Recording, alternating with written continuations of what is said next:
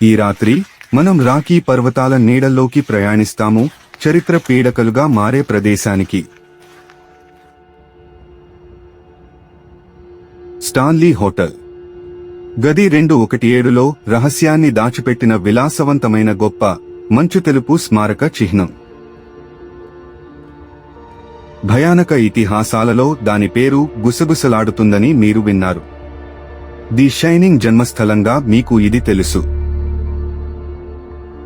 కానీ Stephen king ఊహించినది mark మరియు Clara యొక్క నిజమైన కథ పక్కన మసకబారుతుంది. చీకటిలో మంచులా ఉన్న చేతుల కథ, మరో శతాబ్దపు సూట్ కేసులు, మరియు ఇప్పటికీ కిటికీల నుండి అరుస్తున్న ముఖాలు. ఇది కల్పితం కాదు. మీరు గది 217లోకి ప్రవేశించినప్పుడు మరియు గతం మీతో తనిఖీ చేసినప్పుడు ఇది జరుగుతుంది.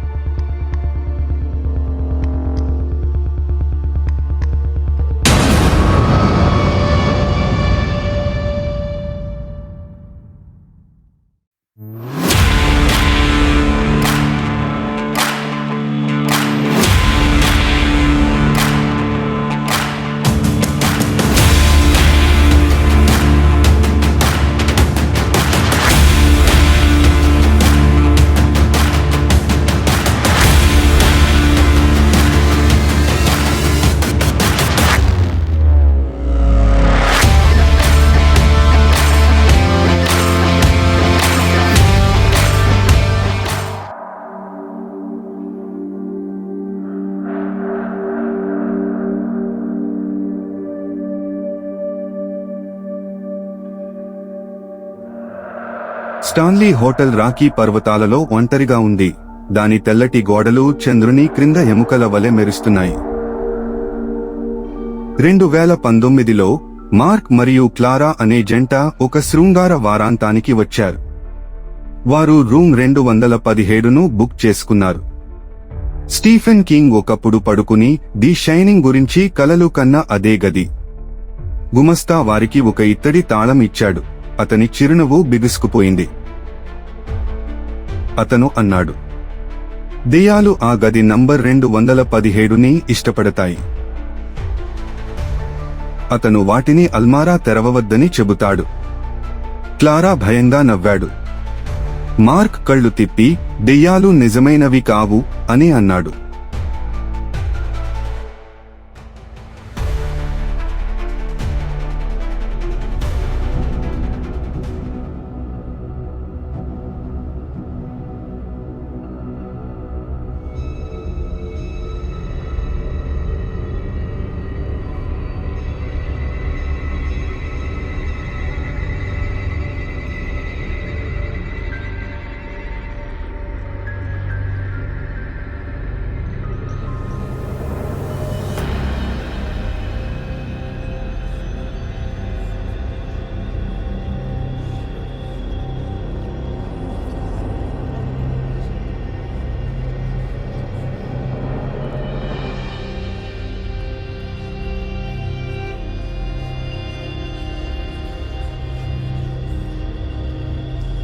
క్లారా అకస్మాత్తుగా ఒక శబ్దం విని మేల్కొంది.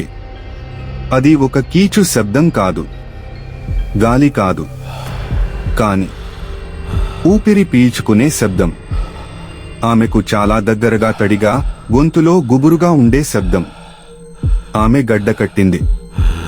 గాలిలో చిత్తడి నీరు మరియు కుళ్ళిపోయిన వాసన వస్తుంది.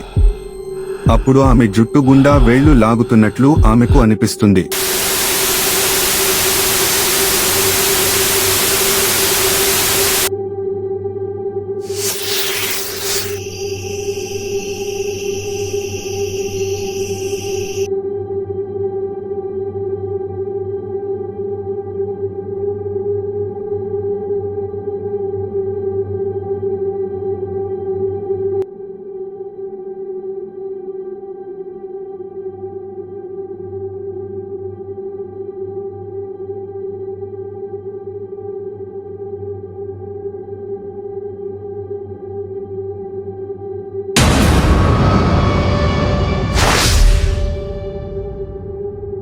ఆమె కేకలు వేయడానికి ప్రయత్నిస్తుంది, కాని ఏమీ బయటకు రాలేదు. మార్క్ ఆమె పక్కన కదలకుండా నిద్రపోతున్నాడు. అందుబాటులో లేదు. ఆమె చివరిగా చూసేది ఏమిటి? ఒక స్త్రీ ముఖం. ముఖం పాలిపోయి కుళ్ళిపోయింది. పళ్ళు విరిగి నవ్వుతూ క్లారా అరిచింది. మార్క్ దీపం మీద ఒకసారి కదిలాడు. కాని అక్కడ ఎవరూ లేరు. ఇది కేవలం ఒక పీడకల అని మార్క్ అన్నాడు. కాని క్లారా జుట్టు తడిగా ఉంది మరియు సమాధి ధూళిలాగా వాసన వస్తుంది.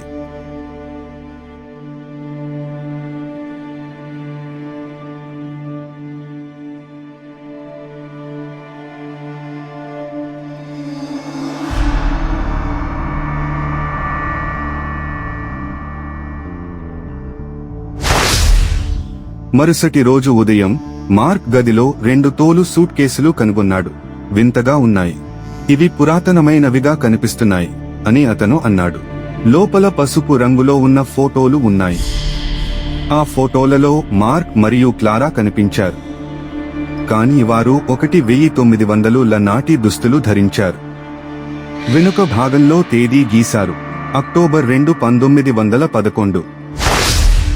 క్లారా ఆ ఫోటోను వదిలేసింది. అది అసాధ్యం అని ఆమె గుసగుసలాడింది. అప్పుడు వారు దారుణమైన విషయాన్ని గమనించారు. ఫోటోలలో వారి కళ్ళు గీకిపోయాయి.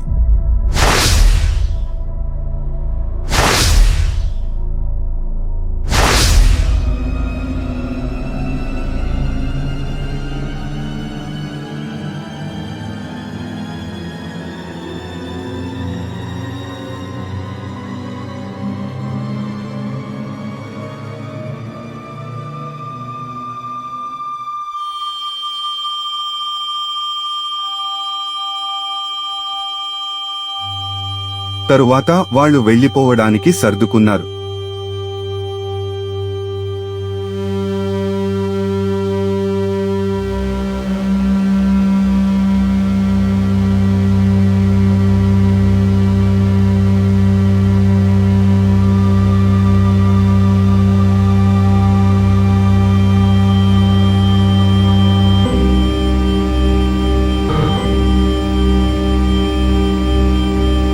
కానీ బాత్రూమ్ అద్దంలో క్లారా తన వెనుక నల్లటి దుస్తులు ధరించిన లేత రంగు స్త్రీని చూసింది.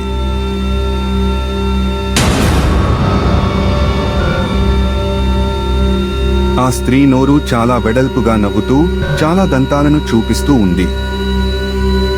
క్లారా అరిచింది. కాని ఆమె తిరిగి అద్దంలో చూసుకున్నప్పుడు ఆమె తనను తాను మాత్రమే చూసుకోగలిగింది. క్లారా అరిచింది. కాని ఆమె తిరిగి అద్దంలో చూసుకున్నప్పుడు ఆమె తనను తాను మాత్రమే చూసుకోగలిగింది.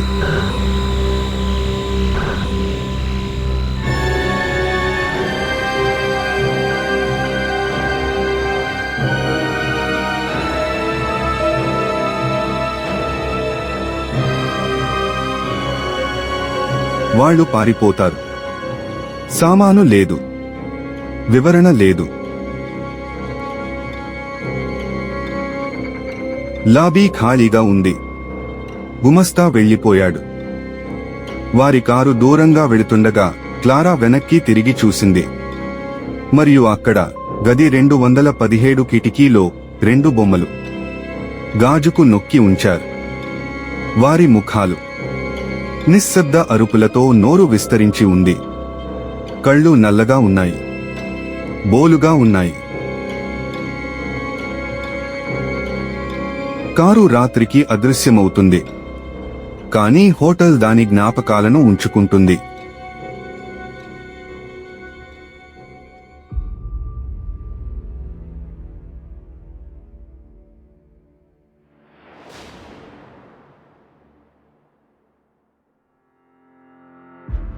మార్క్ మరియు క్లారా వీలర్ మళ్లీ కనిపించలేదు. వారి కారు వదిలివేయబడి కనిపించింది. సీట్లు కుళ్లిపోయాయి.